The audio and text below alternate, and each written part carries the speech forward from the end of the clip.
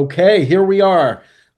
This is the latest edition of Reading is Funktamental. This is a show which is all about books about music with great authors. Sometimes musicians write them, and sometimes folks who are very authoritative, like my guest today, do. This is David Sheff, who has written the probably the definitive book at present on the very great artist and musician Yoko Ono. Thanks for joining us, David, and congratulations. The book is just out on Simon and Schuster, correct? Yeah, Sal, thank you so much for having me on. It's great to talk to you. Yeah, and again, it's getting really good reviews.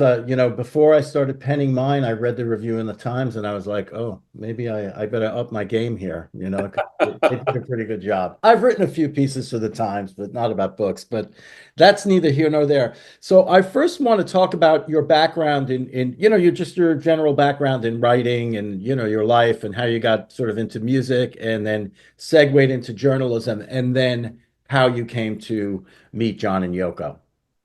Well, sure.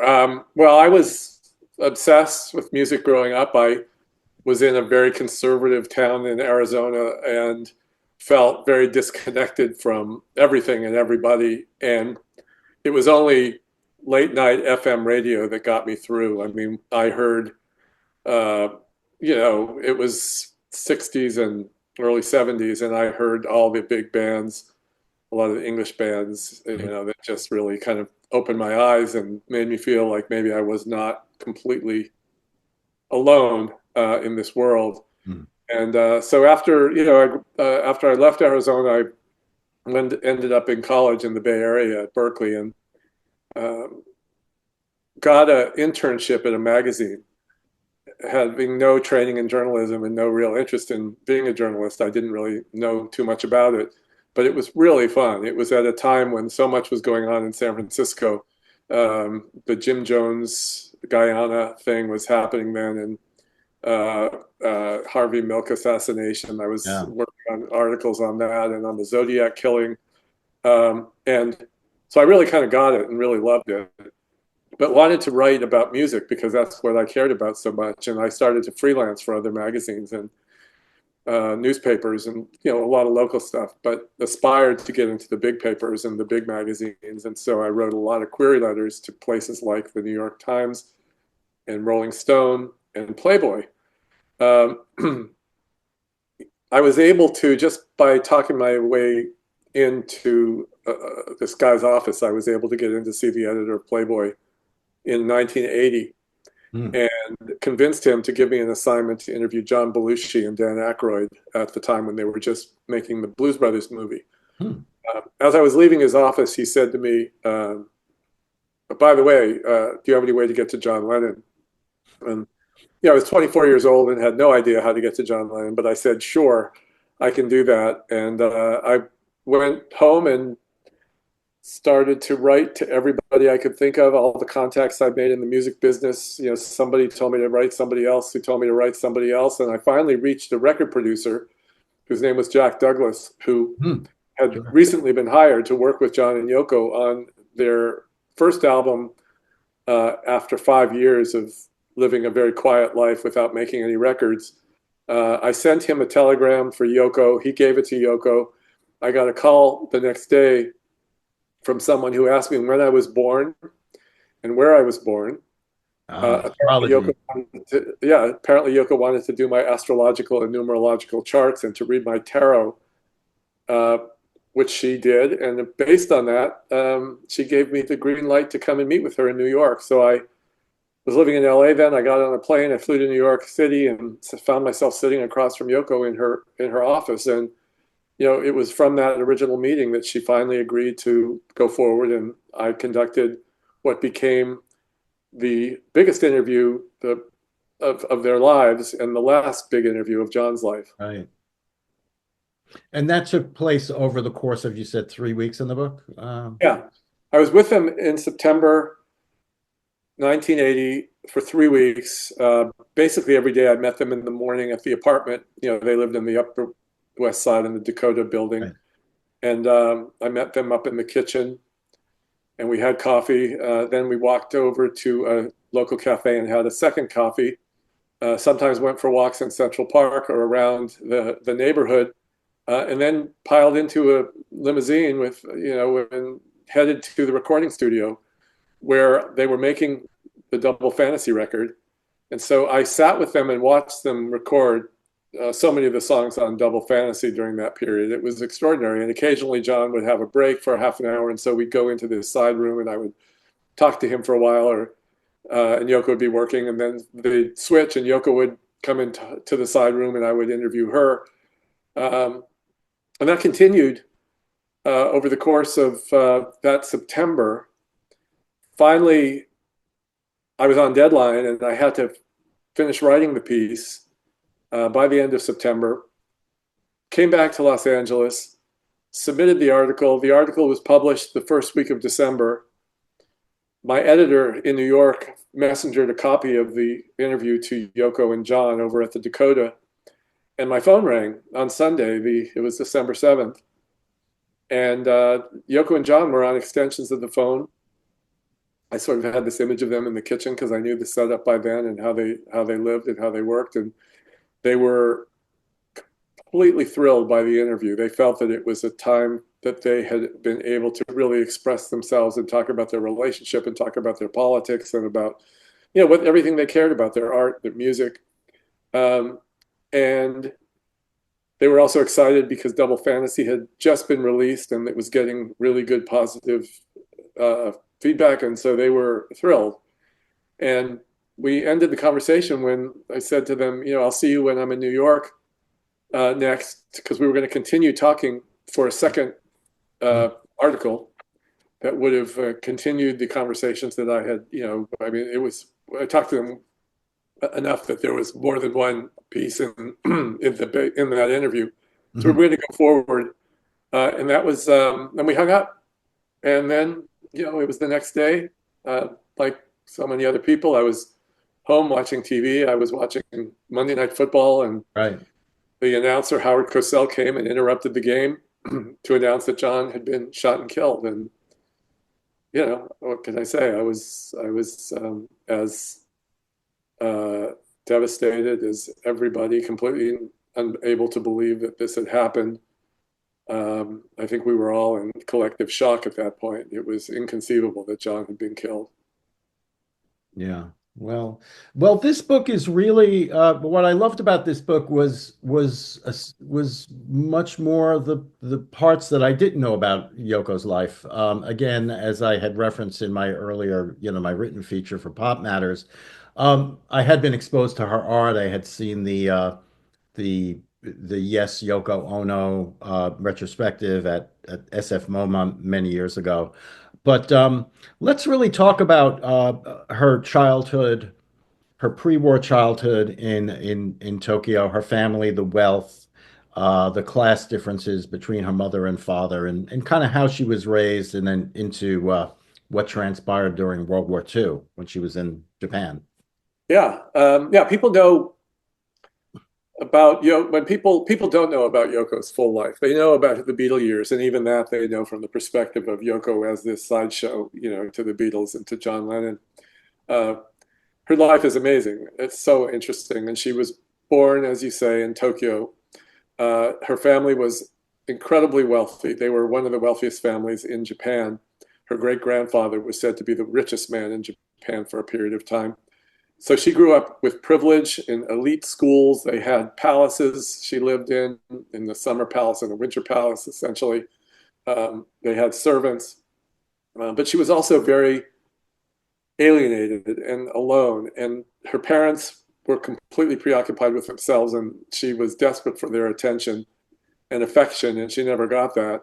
And they also isolated her from other children. So she was unable to connect with people. And so she felt very isolated. Sometimes she would call for a servant for tea just so she would be able to see somebody, anybody, a person.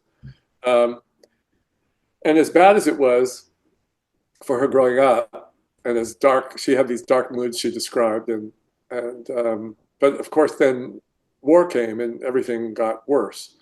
The family wasn't protected, even though they had that wealth. They were not protected from the food shortages and They were evacuated from Tokyo to the countryside, and Yoko was left to, at 12 years old, to try to help raise her little brother and sister and try to barter family possessions like kimonos and antiques for a bag of rice. And Right. I mean, she was starving.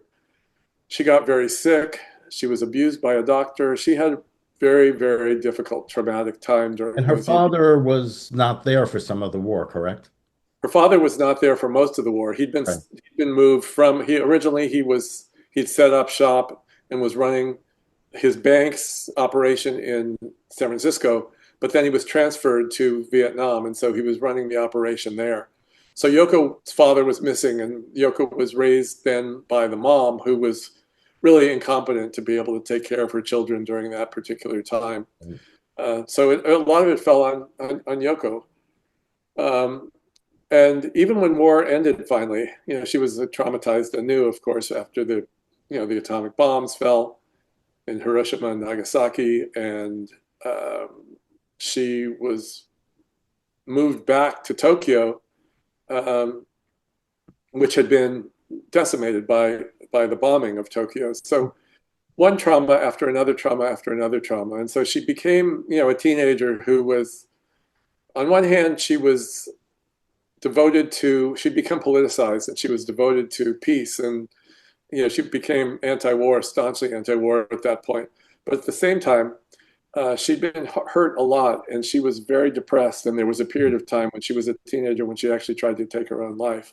Yeah. Well, you said, I never really realized until I read this, the connect, one of her greatest attributes is um, her work as a peace activist. And again, I didn't really make the connection between being so much in the middle of that war and how that would lead her in that direction, in that belief direction. The other thing I liked here is that you really did say that during the war she did something that kind of informed what would later be her life in terms of creating these imaginary meals and menus for her. If you want to just go a little into what that was about. Yeah, the way that Yoko survived those really grim times, she said, was really through her imagination, and she would Hmm. stare at the clouds, and she would find some solace there. Or the house that they were moved to in the country, the roof wasn't finished, so she would look into the sky and imagine a different world, a better world where things were not as grim and it was not as dangerous. She devised this way of helping herself and also her little brother, who were starving, by dreaming up these meals. She would make menus with her little brother. Let's make a menu and start with ice cream. And it was all about creating a reality in your imagination in order to surmount, whatever was around her in Right. this difficult way. And so she said that is how she survived. Her brother, however, when I spoke to him, when I visited him in Tokyo, said Yoko was able to imagine food and be sustained by that. He said it didn't fill me up at all. But that whole idea of imagining Right. in order to create reality, in order to create this mind trick in some ways to change the way we think, the way we feel about ourselves, Right. and ultimately to change the world, came from that period. And of course, that became the basis of so much of Yoko's art, and of Right. also some of her greatest contributions to the collaborations she ended up with Totally. making with No. John Lennon, including the song "Imagine." It all came Yes. from this idea that if we Yeah, can I imagine, mean, when you realize where she comes from, what her belief system is, it's so apparent the collaborations, the credit that she didn't get for the collaborations with John, but we'll go into that later, such as Imagine. So let's talk about her study. So she was drawn towards music. She studied piano. She wanted to be sort of a composer in the 12 tone modernist vein, and she also studied philosophy, voice. So let's talk about a little about her education in Japan, her move to the States, and her time at Sarah Lawrence, and then how that all transpires to bring her into Chambers Street, the loft scene in New York. yeah. Yeah, after high school, she attended college in Japan for a very short amount of time, less than a year, and studied philosophy. She was the only woman in the philosophy department, but she found that the way that philosophy was taught at the university was very unattached to human emotions and psychology, as she put it when we talked about it. So she dropped out. Her parents then had moved. Her father got a job at his bank, had transferred him to New York. Mhm. So she moved to New York to be near them and enrolled at Sarah Lawrence College. And that's where everything really changed for her because she discovered the whole world of avant-garde art. Mhm. And it was a way that she'd been thinking about the world already. She'd been rejecting everything traditional and not, it didn't speak to her, traditional art. But here was a kind of art that was rejecting what they considered uptown art. It was rejecting what was being shown in museums and in art galleries or concert halls. And a bunch of artists had formed a world at Sarah Lawrence and even more than at Sarah Lawrence in New York, downtown in the Village, of this new way of thinking about art. It was an art that combined disciplines, so you didn't just have to be a painter or you didn't just Mhm. have to be a sculptor or a composer. You could mix all those things. Another defining aspect of that art was that it was uh, performative Mhm. and often not meant to last. So it was about the experience of the art. Um, it also was very much the first wave of art that was about involving the audience as participants. So Yoko's art from the very beginning was a rejection of this idea that art is made by the artist in quotes or in capital letters and handed off to the audience in order Mhm. to edify them in some ways. No, this was about making people artists and making people create, and so her pieces were either these word pieces that would allow the user or audience member to have an experience in their mind. Right. Uh, one of her pieces that I love was to sit and imagine listening to the sound of the earth turning. Right. Uh, the art piece that's Yoko's prompt, but the piece of art actually exists when someone listens to that and follows those instructions. She did incredibly provocative pieces like another one that involved the audience where she sat on a stage in on a bare empty stage with nothing on the stage except for a pair of scissors. And Right. the audience was instructed to come onto the stage and cut off pieces of her clothing. Right. Which is cut Um, piece. and that was cut piece. She did really sort of far out work, and she was also doing kind of far out music as well, which was about vocalizing and rejecting. She became enamored of and friends with John Cage, and so it was incorporating alternative sounds and natural sounds and ambient sounds, and also silence in music. And she used her vocalizations as an instrument. Pretty wild stuff. Um, So so how did was she, I mean, this is just a general question. Was she financed by her parents in this stage, or how did they kind of make ends meet? Or was it just that a loft on Chamber Street was like $7 a month at that time, which could yeah, have no, been. that the well, what one of the things that happened then was Yoko met a guy Yeah, from Japan who she'd met earlier in her life, just at this random event, and they re-met and ended up falling in love and getting married. And right. he was this great composer, Mhm. but he was not good enough according to her parents, and so they basically disinherited her. Oh, So Yoko and her husband Toshi lived a very frugal life. She worked in a restaurant for a while. She would perform Japanese traditional music and arts for hmm. the Japan Society in order to make $25. And they scraped by. Eventually, she found a loft space because she wanted to have a place where she could show her work and Mhm. show the work of other artists who were working together in this world. Uh, and the rent was indeed, I think it was $50.50 a month. Yeah. So she was able to barely make that, pull that off. It probably did not have heat, maybe not even running water as it No, used it was, I to. think it was, I forget if it was a 5 or 7 story walk up. But yeah, And it was big, 116. chamber. Yeah, a big cavernous space that had nothing in there, including electricity. Initially, she had to run wires illegally from another apartment up there to Hmm. get lights.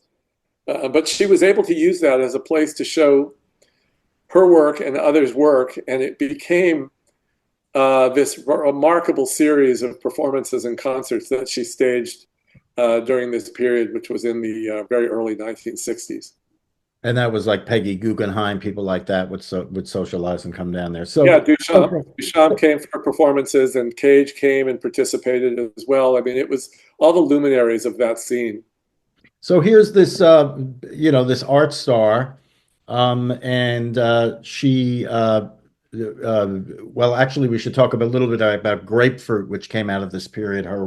Her work, which is, every museum I go, I think I mentioned in the article that I wrote about it. Yes, every museum I go into, it's in the museum store, as it rightly should be. It's a fantastic work, Yeah, imagination. yeah. When Yoko was in Japan, she had concerts, and by then she was married to his second husband. She got remarried. His name was Tony Cox. Right. He became sort of her promoter and assistant and helped her create some of her artworks. Um, the problem with a lot of Yoko's conceptual art was that it may have been kind of brilliant and inspiring and accomplished what she wanted to accomplish, which was to trigger experiences in people in her audience, but there wasn't anything to sell. So Right. they had a hard time paying the rent. Right. So her husband Tony convinced her to put a lot of her poetic instruction pieces in this book, Okay. Grapefruit, so they would have something to sell. I think it sold for $4 or $4 in advance, $6 if you bought it at one of her concerts. Uh, 500 copies first run, right? and 500 copies they printed. It's absolutely a stunning book, and Yeah. it has been in print since then. There is a new edition out now, and it's really the kind of book that you can read and you can reread and you can reread, and it brings a smile to your face because some of it is so whimsical. On the back cover, they have an example: her tuna fish sandwich piece. Imagine 1,000 suns in the sky at the same time. Let them shine for 1 hour. Then let them gradually melt into the sky. Make one tuna fish sandwich and eat. There you Uh, go. there are some pieces that are very dark. Yeah. Uh, there are pieces that are just sort of whimsical and about triggering the imagination and about expressing. Some of them express Yoko's, passions, and some of them express her those traumas that she experienced as a young person growing up in Japan about the war and about sort of this darkness. But that book became incredibly influential, and Right. many of the people I talked to for the book talked about reading Grapefruit when they were young and having it be transformative for them. Cyndi Lauper talked about the book as one of the great inspirations of her life. Great. Well, that book, Tony, and that book, I guess, in some way, brought her to London, where she had a show at the Indica Gallery, and which is how she met John. Which, we can go through briefly, but everybody kind of maybe does know that story, or maybe they don't. So if you want to do a quick recap of that, and then how they go to their first collaborations. The two virgins, and then Bed In for Peace, which is pure Yoko, Yeah, as is Imagine, as is a lot of stuff. yeah. So Yoko showed her work in Japan at her loft. I'm sorry. First, she showed it in Japan. She also showed it at her loft in New York. Um, and eventually, she was invited to a symposium in London. She went there and she performed Cut Piece and a few other works.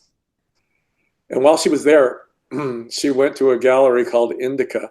And the owner of the gallery agreed to give her a one-person show.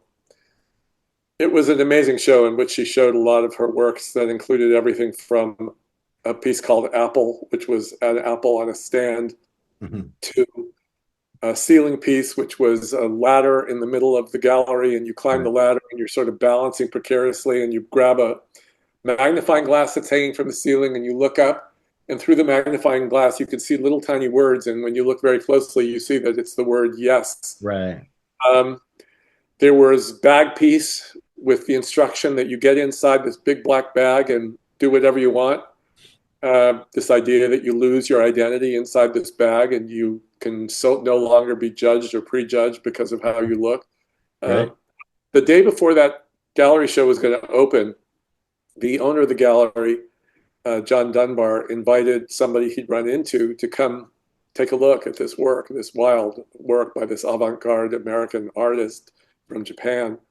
Uh, and that person came, and it was one of the Beatles. It was John Lennon. John Lennon came into the gallery. Yoko was angry about the fact that the gallery owner let somebody come in before she was ready to have visitors. Again, it was going to open the next day. Mhm. But the gallery owner was thinking one thing, this is John Lennon. He's come in here and I buy something. he might buy something, and we need to sell some work here. Yeah. Yoko didn't know who John was, although she had heard of the Beatles. Mhm. She tells the story about her connection with the Beatles was hearing the name Ringo, because Ringo means apple in Japanese. Right. But she didn't know, that it wasn't her world. She was in the avant-garde. She wasn't in the pop world. And so she didn't understand about the Beatles being the Beatles. But there was this guy in there, and she thought he was attractive and interesting, and he was funny. He took a bite of her apple, which kind of pissed her off, but also she thought it was sort of daring of him, a little audacious. And she walked through the gallery with him and talked about some of the work. And eventually he left, but before that, he really felt a connection with her because the work was so positive and really inspiring to him. And Mhm. though they didn't see each other again for a while, they met again at a party. I think it was about 3 or 4 weeks later. Um, it was really the beginning of a relationship that would change both of their lives. Right. Eventually, they became friends over the course of a year and a half. They still were both married, Yoko to Tony, John to Cynthia. And but at the same time, their relationship grew, and they fell in love over time. And it took about a year and a half for them finally to get together as a couple. Um, it was huge. Not only did it affect their lives and their art, but it also affected the way that they were perceived by the public, because that's when Yoko became this hated woman. She was vilified as Right. and blamed, blamed as the person who had kind of stolen our Beatles, stolen John Right. Lennon from the group and from the fans, and had captivated him, and was the dragon lady who had captured this hero. And it began years of treatment that was really appalling. A lot of the Right. treatment of Yeah. by Yoko was really racist and sexist for sure, Oh, totally. and she suffered enormously because of it. Yeah. Well, so they did a lot of like as we said, collaborations, including this Bed In for Peace, which and I would assume War is Over was also kind of mainly Yoko's idea. Yeah, Again, the music, as I said, I'm not particularly a fan of the music per se. Um, and you know how but she's really has been embraced by sort of like a lot of bands. Like there's a lot of bands that sort of boomers kind of did not really embrace to the degree maybe the critical world now thinks they should have. Let's say a band like Love, Arthur Lee and Love, and then this other generation comes in and kind of elevates them. So she has a lot of current champions. So if you could talk about some of the musicians she influenced and you know how that's changed the view of her as a musician. yeah. Because when she and John got together, when people heard her music, these were people who came by way of the Beatles. So Right. all you need is love, and she loves you. I mean, they heard Yoko's music, which is really far out wild stuff. I mean, Yoko is screaming and warbling and yelling and caterwauling and moaning, and it's all about expressing the deepest, most Mhm. profound feelings, everything from the most profound pain to ecstasy, Right. in a really alternative way. People describe Yoko's vocalizing as if she's using her voice as an instrument in the same way that someone like John Coltrane used, Right. And she John, collaborated with Ornette Coleman, right? and In she the concert. collaborated with Yeah. Ornette Yeah. Coleman, and who played saxophone while Yoko sang. Um, but a lot of people didn't get it, and they really hated it. That changed over time. Hmm. One of the things I found out about Yoko's music is that for people who were outside of that mainstream pop world, but who were much more in the art world, uh, they got Yoko's music, and it was incredibly profound for them, and it was a huge influence for them. So I was able to talk to people like David Byrne, Hmm. uh, Kim Gordon from Sonic Youth, Hmm. Thurston Moore from Sonic Youth, Laurie Anderson. Um, I didn't speak to Patti Smith, but she has talked about Yoko as an influence. I talked to RZA. All these people who listened to Yoko's music and were influenced by it, it affected their own output later on, and they looked to Yoko as a pioneer. Um, Sean Lennon talks about his mom being one of the first punk rockers, and in fact, it's really true because Right. she ignored all the rules.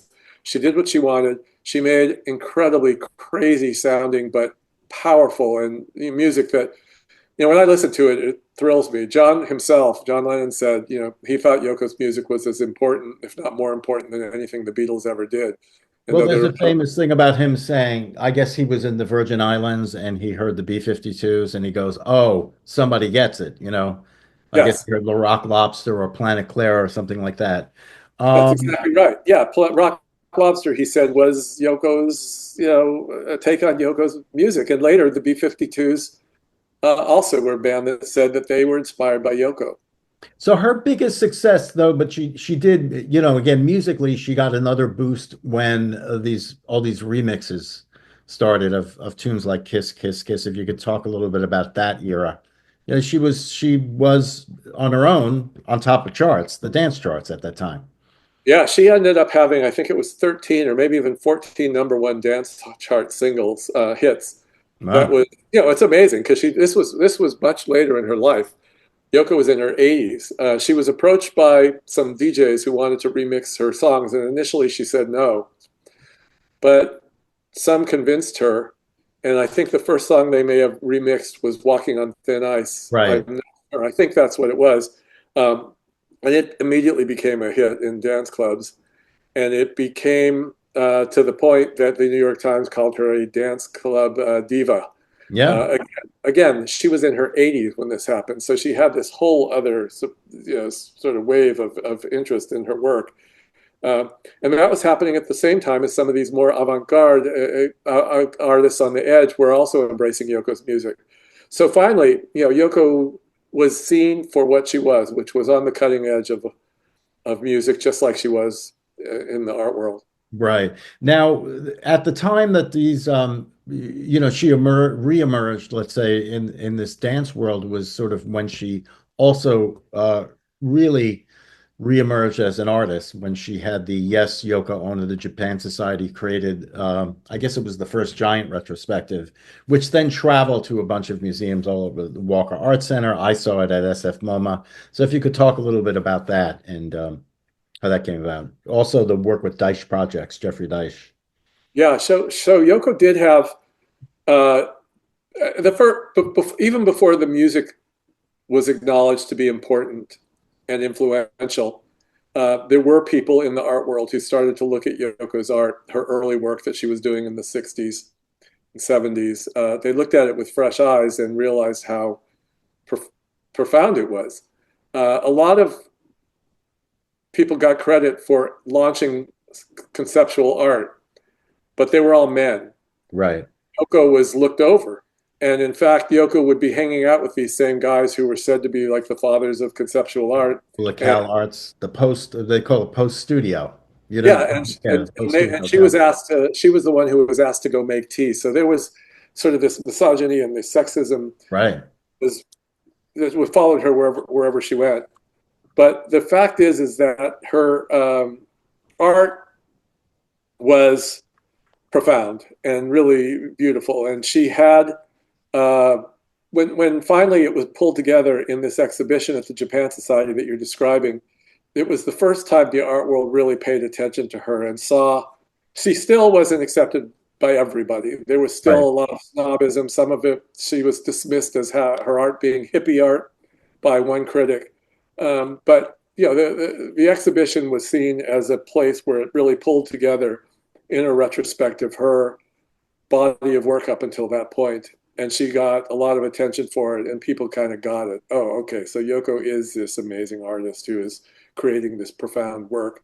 Um, that led to some exhibition shows at, for instance, Jeffrey Deitch's Hmm. Deitch projects, and Mary Boone had exhibitions of her work, and she completely expanded her work so that she was making new kinds of visual art. She was making sculptures. She was doing performances at these events, and it was mind blowing. And when finally they pulled together that show that you saw that traveled from New York, and eventually I saw it in San Francisco too, Yeah. I said, Museum of Modern Art.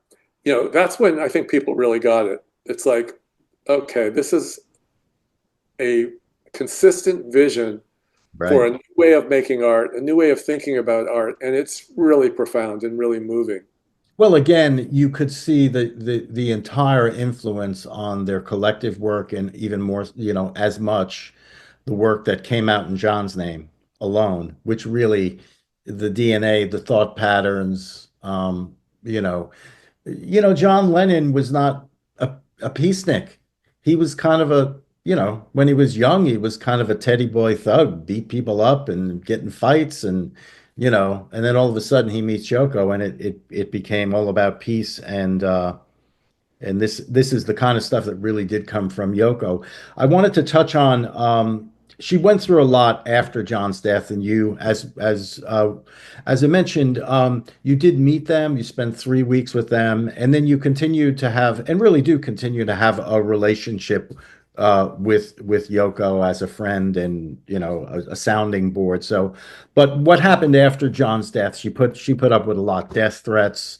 Um, you know, assistants stealing stuff, tell-alls, people trying to write tell-all books, dubious psychics. So if you want to talk a little bit about what she went through there, and then also your own, how your own dealings with her in personal relation.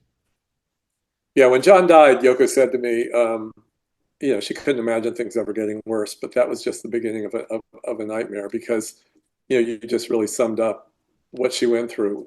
She was recovering. Well, she never fully recovered really Right. from the horror of John's death. I mean, she was standing next to him when John was shot, and the trauma was such that, I mean, she was just devastated, and she often said to me that she would not have survived it if it were not for the fact that she and John had their child, Sean Lennon, who needed her. Um, I feel like her recovery happened very slowly, and uh, it was then that the people descended, and and as you say, she was a employee who was trusted, stole from her. Uh, People, she relied a lot on psychics, who were collaborating with one another in order to deceive her. Um, she paid them a fortune. She had at the same time this amazing ability to go to work, to continue to work, even as she struggled to survive. Uh, the worst part of it was the threats on her life, and they were consistent. I mean, there were so many people that reached out to her after John died, and thousands and countless thousands of people wrote with their condolences and their shared grief and their shared love. But there were people who reached out and threatened her life, and so she became Yeah. incredibly terrified. And she suddenly, this woman who had devoted her life to peace, was always wherever she went, wherever we went together, was followed by at least two security guards. She did return to the recording studio soon after John died, and she created she finished the Walking on Thin Ice song and created the album uh, Season of Glass, Right, with the which on the glasses. cover, yeah, on the cover it has a photograph of John that Yoko took of John's glasses covered with his blood from when he was killed. it's a brutal album, and it's an expression of her grief and her pain and her rage. And It's also that was his final session, right? He recorded that guitar solo, I believe, in the last night, and I think that's what he was doing the last night of his yeah, on Walking on Thin wild. Ice. Yeah, the guitar solo, yeah, pretty Yeah, wild. that was their last collaboration. Oh. So she really struggled to survive, and work is how she made it through. And real Uh, estate. Sorry. And real estate. She Yeah. also became, she had turned to business when John was Right. still alive. She started to manage, their business with Apple and all of her personal finances, the John and Yoko catalog, Lennon, their publishing company. Mhm. And she was an incredibly successful businesswoman who relied a lot on, just like she chose me as the interviewer by Mhm. using my numerological and astrological charts. She did conduct a business using tarot and numbers and astrology, and she ended up amassing a fortune. I think right now that she's worth about a $500 million. Whenever I read anything about them, about her, I always find out. I'm like, I was just my daughter just moved out to Los Angeles, so I was like, I just read something that he had a place in Laurel Canyon, and I was like, I didn't know he had a place in Laurel Canyon, and Cold Spring, and obviously now she has moved up to this farm they have. I think it's outside of Syracuse, 600 acres, Holstein cows, and Upstate somewhere. I'm not sure exactly where it yeah, is, I but think they a don't really. 600-acre dairy farm. Yeah, But they had that. She had apartments, more than one apartment in the Dakota. right. Elton John made fun of that she had so much, real estate. And this Cold Spring Harbor house I visited frequently, like you mentioned, and there was Right. a mansion, a huge place on Billionaires Row in Florida. Um, It's Palm, like, and and at the same time, she lived a very quiet life after John died, and it was really devoted to two things. It was devoted to work mhm, and her family. She had a very her relationship with her daughter that she had with Tony Cox had been interrupted because Tony, right. when Kyoko was her name, when Kyoko was young, kidnapped Kyoko. And so Yoko wasn't able to see her daughter for decades, and Yoko pined for Kyoko, and it was really heartbreaking for her. It was another trauma that she suffered, losing her daughter. Mhm. Um, she was able to maintain a relationship with Sean that lasted, throughout their whole time together, and they got to be incredibly close and ended up working together. And Sean performed with Yoko and produced her records, and they And toured around the world yeah, together. many tribute albums, tribute concerts to her. Yep. Yeah.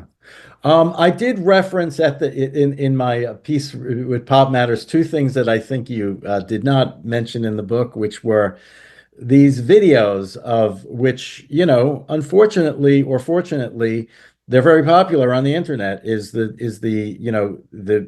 video of Yoko sitting in with Chuck Berry and Mike Douglas, and the whole Mike Douglas show thing is an intriguing thing, which is pure Yoko, how she kind of took over mainstream America, mainstream television, and brought all these people in, Jerry Rubin.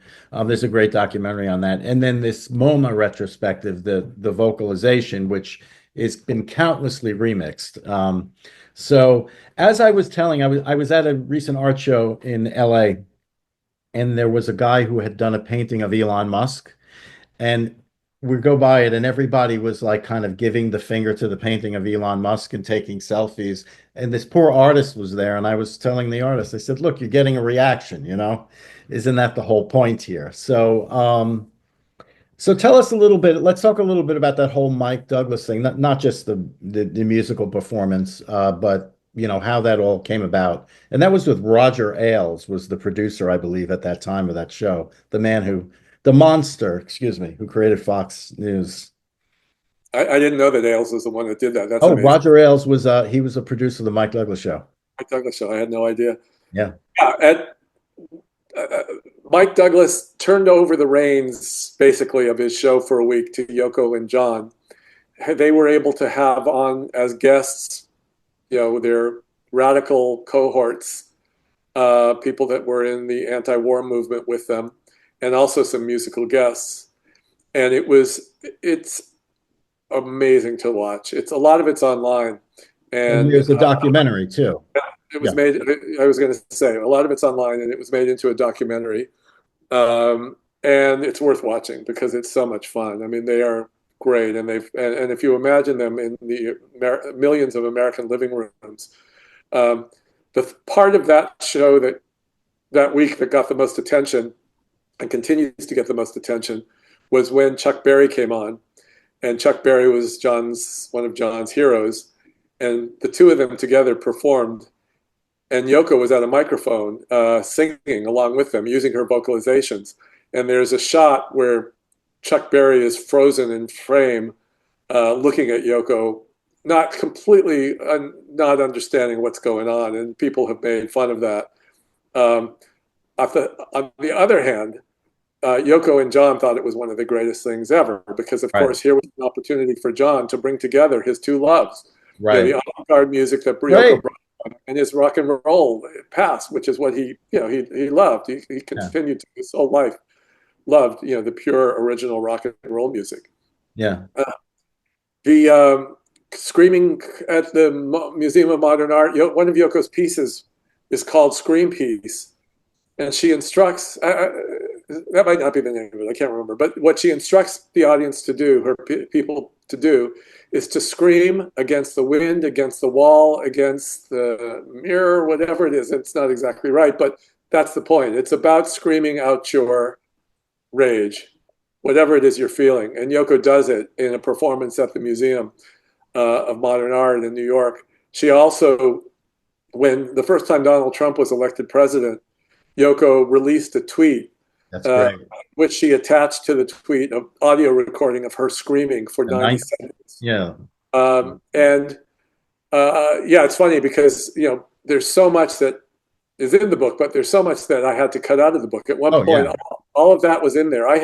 The book came out about 100,000 words, which is, I guess, normal for a book. At one point, I had about 400,000 or 500,000 words in there. So trimming, deciding what to keep, it was painful to let go of so much of what I had to let go of. Yeah. Well, that's But how it goes. Yoko's vocalizing, you can see it online, which is partly what's so cool about a lot of this stuff has been Well, what's documented. really cool about it is, look, if she was Don Henley, she would have shut down all this stuff. And she kind of that's what I kind of like about it. She lets it go. She lets it go out. It's it is entertaining. Some of the mashups are always they're kind of hit and miss, but the fact that Apple, whoever it is, Sony, whoever owns their rights now, they just can like slam the door shut, and it hasn't been slammed shut. So I think it's part of maybe her collective participatory art attitude.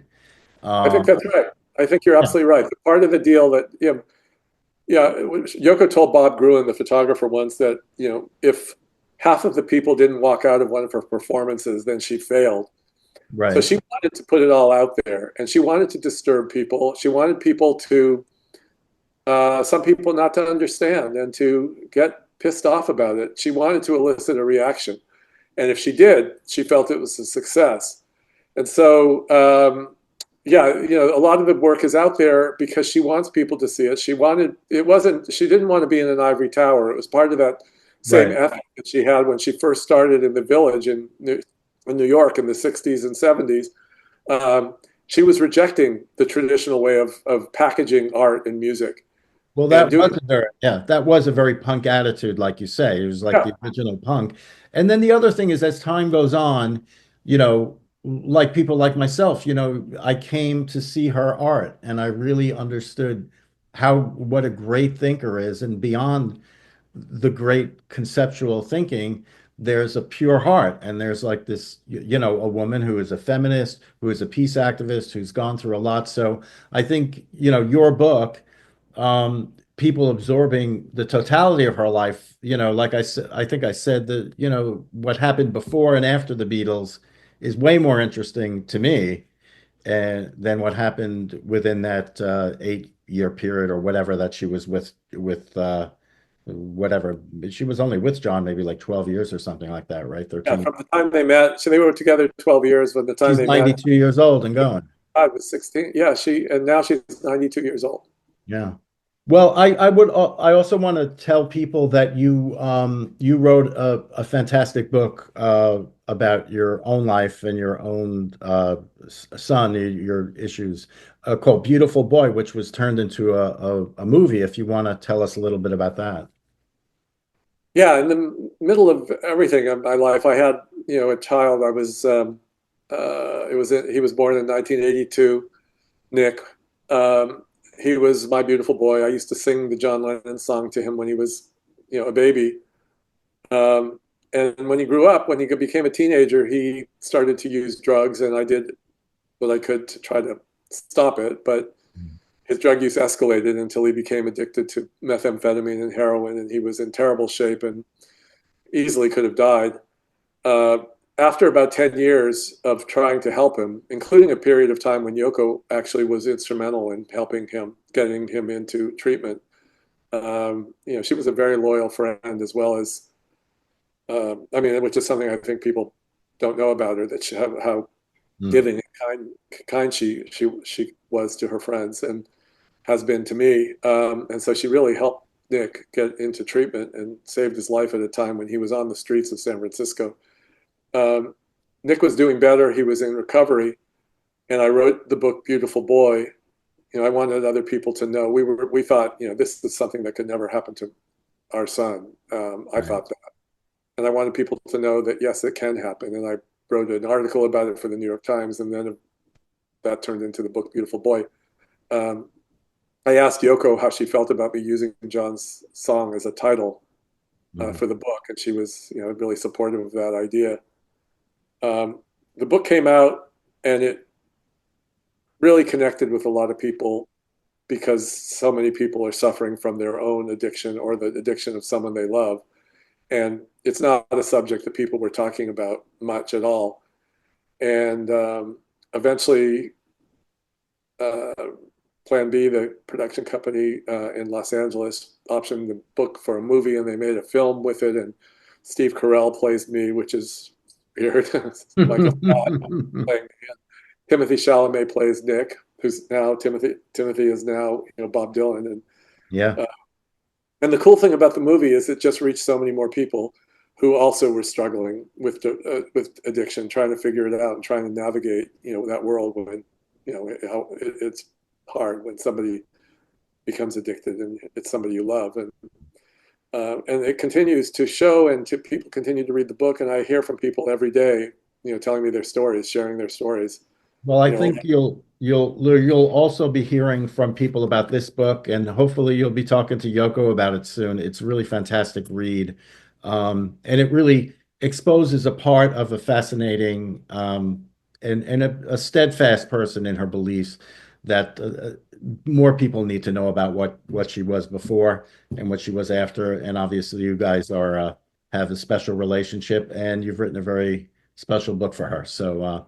Thank you for joining us, and we'll be talking to you soon. all right. Well, Hang on. Sal, thank you so much. It was a great, great, great pleasure to talk to you. Thank you. Thank you. Hold on a second.